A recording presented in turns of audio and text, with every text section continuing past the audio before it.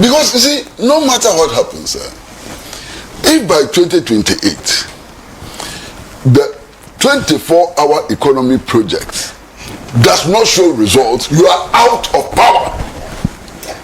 133. You are out of power. If by 2028 the dreams embedded in the books, big push project are not realized, you are out of power. If at the end of your tenure people think that you have not pursued the principles of probity and accountability to its logical conclusion, you are out of power. If by 2028, cadres of the National Democratic Congress don't get any sense of relief from their problems and so on, you are out of power. So these are the things we have to focus attention on. You have been in power for how long? For close to 18 months. And all we hear is that this is the one going to succeed Mahama. That is the one going to succeed Mahama. Are you people crazy? Now, you listen to some of the explanations and it's shocking. They say, oh, it's a normal phenomenon. There's a phenomenon of the lame duck. You've heard it. They say it, lame duck.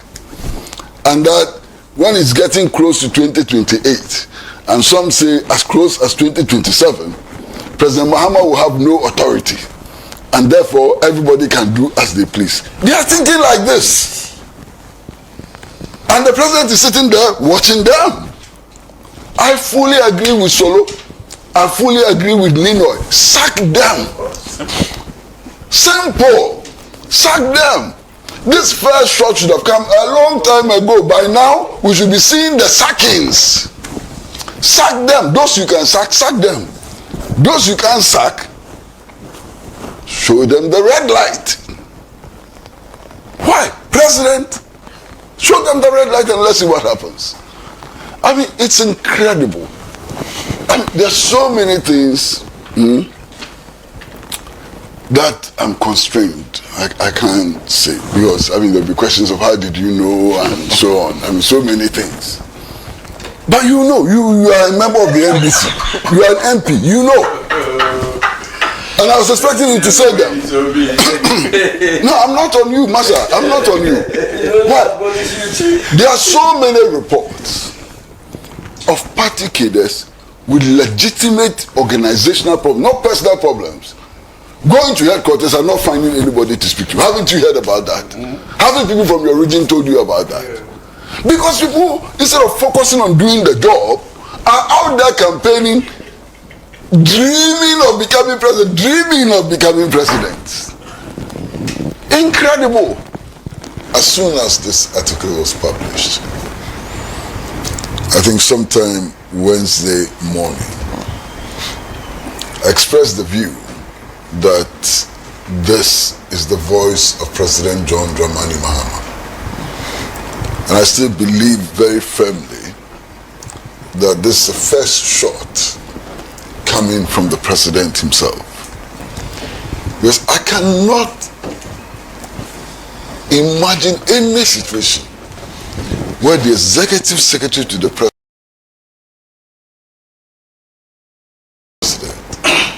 would make comments on such an issue without reference to his boss. It won't happen. In fact, if it happens, under any rational circumstance, the executive secretary will be fired.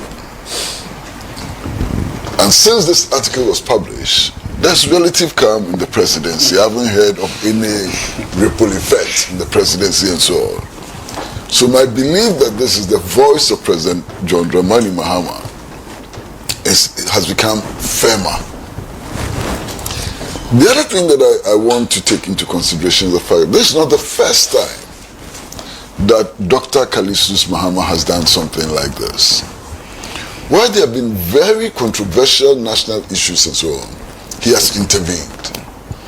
And his interventions up till now have been very mature, very well thought through, and very well written. In fact, this particular intervention is so well crafted, that if he did it without help, then he must be seen as a master writer. There's a work of art, brilliant work. And you can't take that away from Dr. Callistus Mahama. You see, this morning, even around this table, that all of my colleagues say that, it's okay to be ambitious. There's nothing wrong to be ambitious. Ambition is fine and so on. I completely disagree. Some ambitions betray mental instability. Clear. Some ambitions betray mental instability. Some ambitions are detrimental to the national good, to the common good. Some ambitions really portray those who carry them as nothing more than idiots. That's a fact. Look, in my lifetime, not too long ago, there was a man who fancied himself as the reincarnation of Jesus Christ, and who made Owusu his home. He became known popularly as Jesus Christ of Owusu. This Jesus Christ of Owusu believed that if you take your bath, you won't go to heaven, and created a very smelly enclave in Owusu. And the final analysis, it took state security to drive him out. He was a very ambitious person. To aspire to be Jesus Christ, I would suggest, is more weightier than aspiring to be president of Ghana. He had ambition, but he was a madman, complete madman. And it is madness which fueled his ambition. We have heard all the stories about all the serial killers, the prolific serial killers as well. They had ambition. For some of them, the ambition was to kill as many as possible and to evade arrest. They were ambitious people. They were crazy. They were murderers. Why? Hitler didn't have ambition. Was Hitler's ambition correct? Obviously not. So it's not every ambition that should be glorified, and it is not every ambition which should be pursued.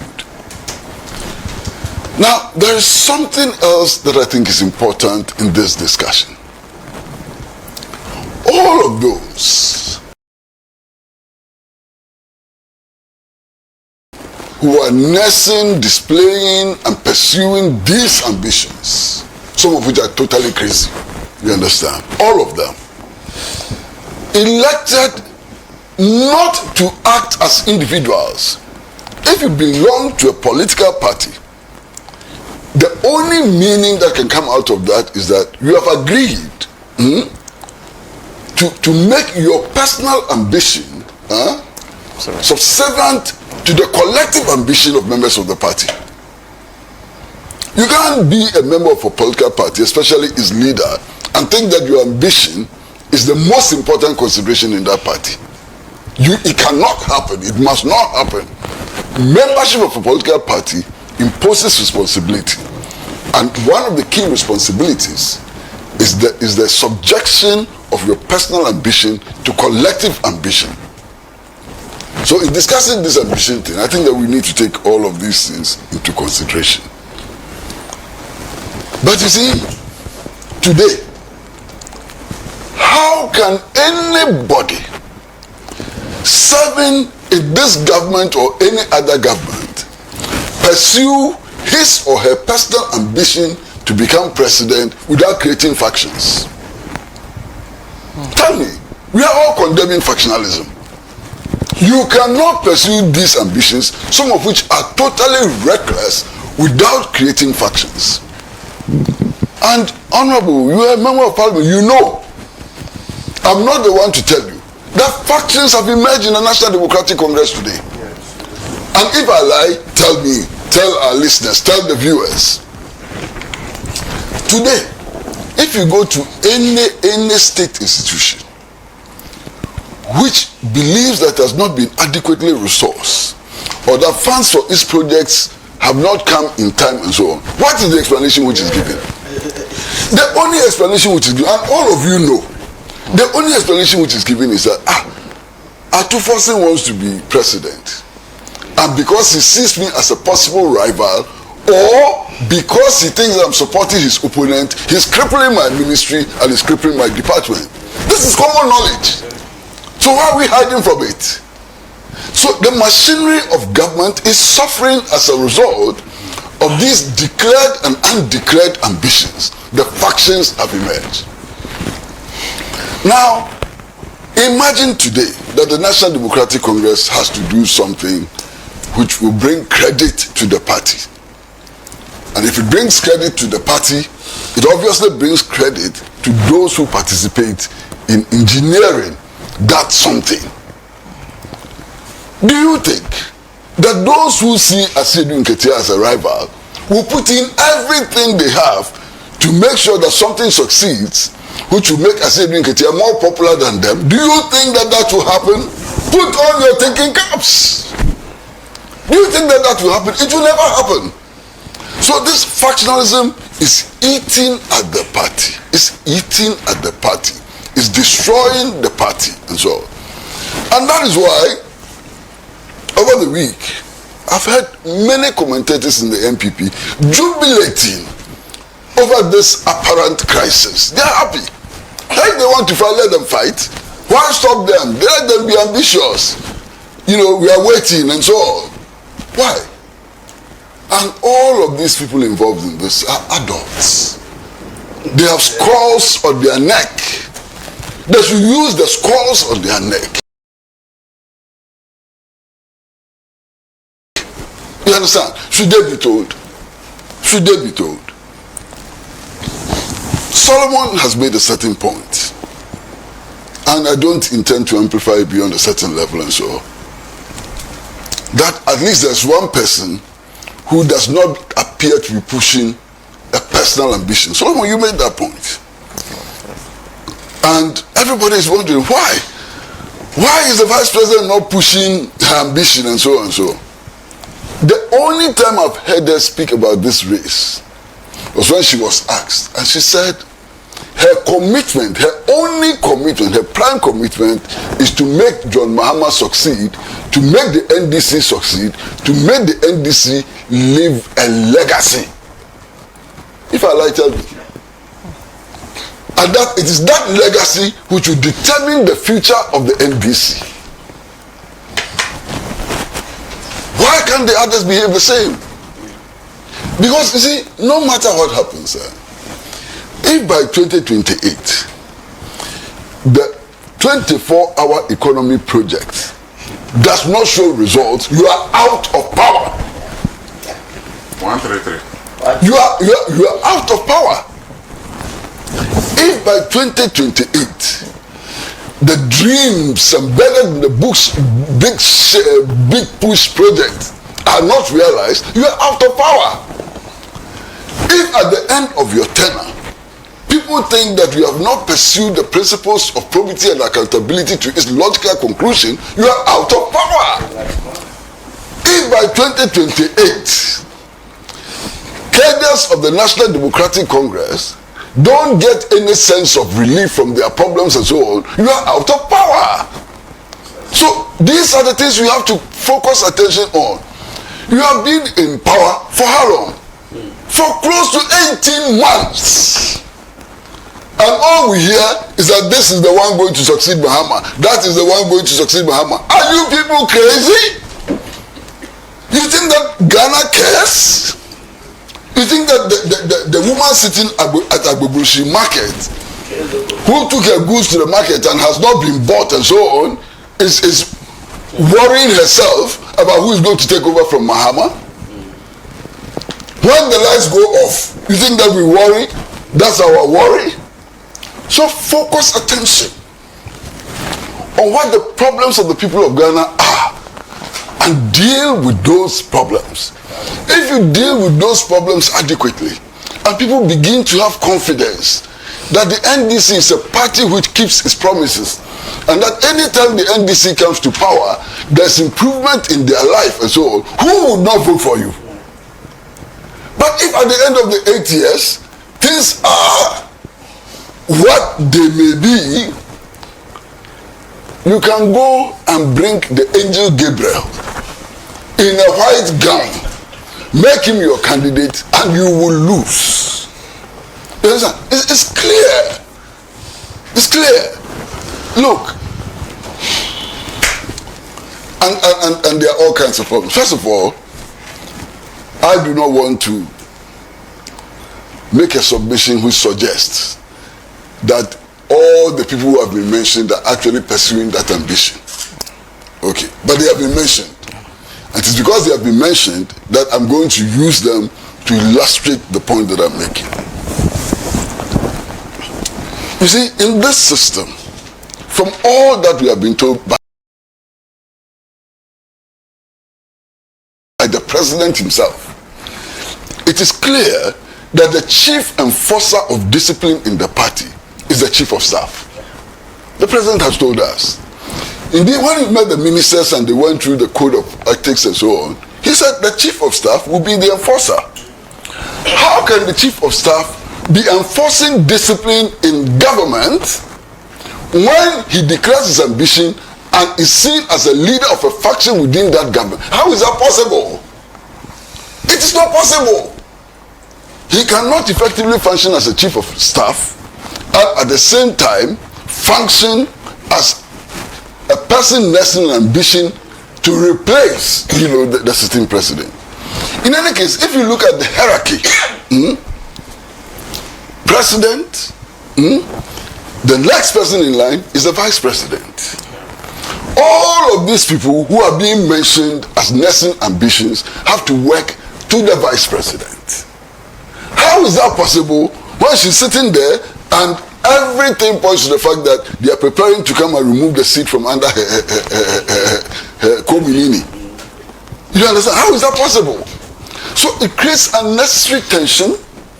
It diverts attention from the developmental needs of our people, creates factions within the government, and ultimately cripples the government machinery.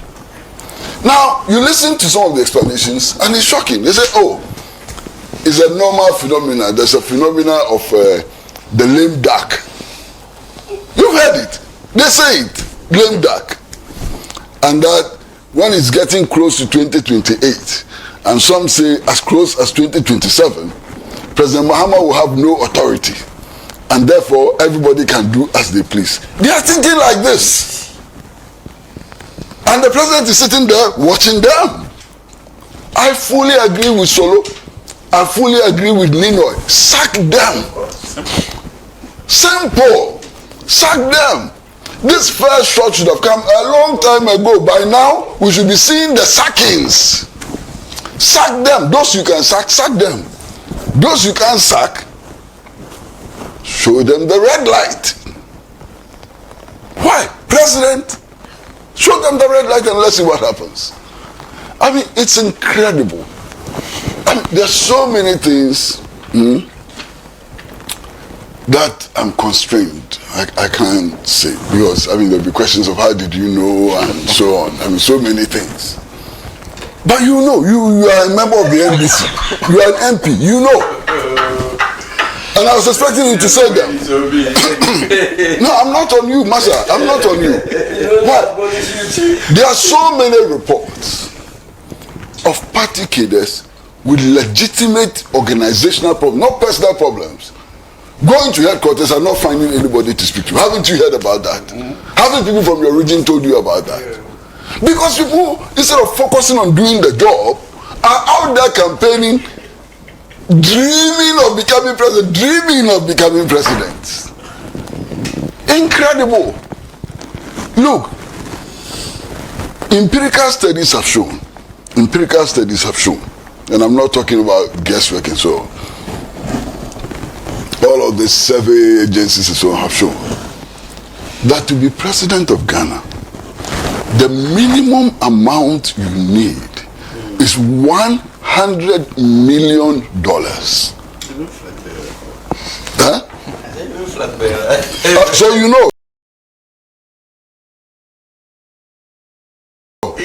You know. So if you appoint a minister or appoint a chief executive of a state organization, so on, and is nursing this ambition, it means that he's going to have $100 million in his back pocket. How is a person going to get $100 million in his back pocket and still ensure that the business of government is carried on and carried on successfully? Think about it. So what is happening is reckless in the extreme. What is happening is not in the interest of the NDC, and what is happening cannot be in the interest of the people of Ghana. And it is about time leaders in that party make a choice. They have to make a choice. They either want to fulfill their personal ambition, which may not necessarily be party ambition, and which may not necessarily be national ambition. You see, because there's no way personal ambition can easily translate into party ambition and national ambition. It is not. So if it is personal ambition they want to pursue, they should clear out of the party and clear out of government and go and pursue their personal ambitions. Unfortunately, they don't want to clear out because they think that party positions and government positions gives them an edge over others. You understand? Because they also know that being in party leadership and government positions and so on enables them, gives them access to state resources which may either directly or indirectly be used in nurturing their personal ambition. We should not allow that to happen. We should not. Ghana should not allow that to happen. And President Mahama, more than anybody else, has a responsibility to himself and Ghana to ensure that these reckless, in most cases useless ambitions are nipped in the bud. Master, we are all around, you understand? Some of these people who are jumping over themselves and dreaming that they too will be called excellencies and that they will drive in convoys and so on. Master, you know them. Some of them cannot string two sentences together. Two sentences. You know, Sana. If you don't know, you say it. Master, they can't string two sentences together. They want to be president. Why? They can't look at themselves.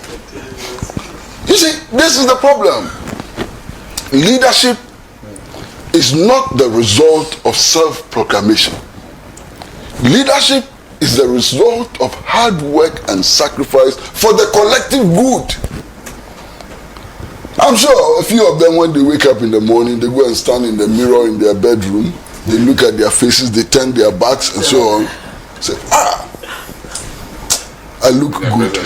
Say, I look good. Then they touch their pockets, and then the pockets are a bit heavy, something they there. Say, pocket 2 is not bad. I look good, my pocket is not bad, and so on. And then they start proclaiming themselves as future president. What is wrong with you? What is wrong with you? The other day I was discussing this matter. In fact, it was on Wednesday. And then somebody told me that, you see, it's not their fault.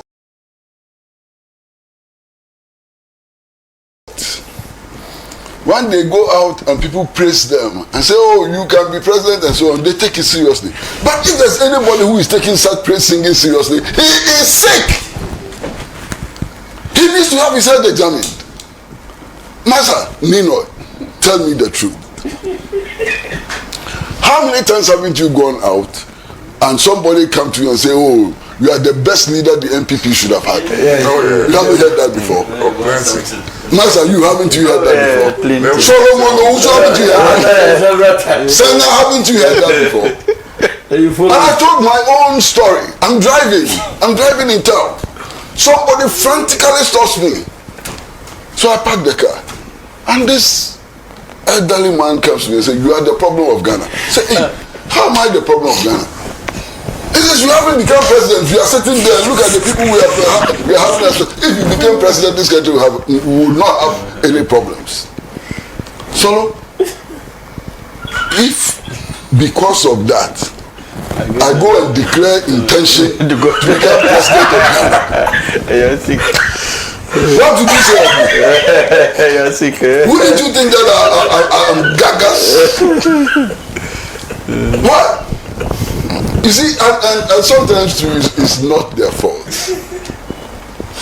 Some of them have had very little education. I do not mean the kind of education which results in the award of PhDs and so on. They've had very little education. They probably don't even know the story of Don Quixote. Some say Don Quixote and so on. Don Quixote. They are behaving like Don Quixote. That is the behavior they're putting up. Don Quixote. They shouldn't waste our time. They shouldn't waste anybody's time. Why? Their recklessness is destroying so many things.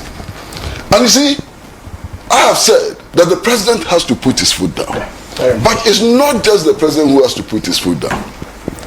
The National Democratic Congress has a council of elders. The council of elders, can't they see what is happening? Look, there's a major debate about the direction of state policy. There's a major debate about all the projects that the NDC has started and so on. Go to social media. What is the debate about? The NDC, so-called NDC communicators and so on, are torn between dreamer number 1, dreamer number 2, and dreamer number 3. That is why they are spending all their effort. Because it is more rewarding to support the ambitions of one of these Don Quixotes than to defend party policy. You understand? It has become far more rewarding to follow the Don Quixotes than even to follow John Dramani Mahama. I mean, the other day I was on one of these platforms and an NDC cadre actually said that he said he, and I'm sure all of you who are on those platforms, there are many people on that platform, saying that he doesn't worry about John Mahama. John Mahama's era has come, he's gone. And that is looking for somebody who has a future and who will be able to guarantee his future and has a candidate and therefore has a candidate. You allow this to persist and this to take you into 2028 elections, you have lost. And I want to make some point. Master, if you take all of our elections, at least from 1992 to date, there's an argument you can make which says that nobody wins elections in Ghana. Governments lose elections. And it is governments losing elections which brings the opposition to power. It's a fact. You understand? So, look, today, all of us can point to the things that went wrong under the MPP administration. All of us. Even the MPP members and leaders know what went wrong, what led to their defeat.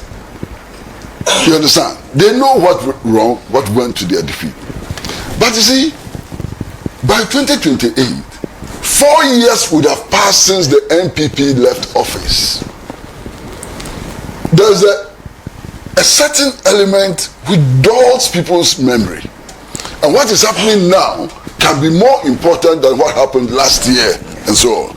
So people's focus is more likely to be on this 4-year period that we are giving to His Excellency John Dramani Mahama to manage the affairs of state, rather than the last 8 years before then. Wake up. You should wake up and take this reality into account. Take this reality into account.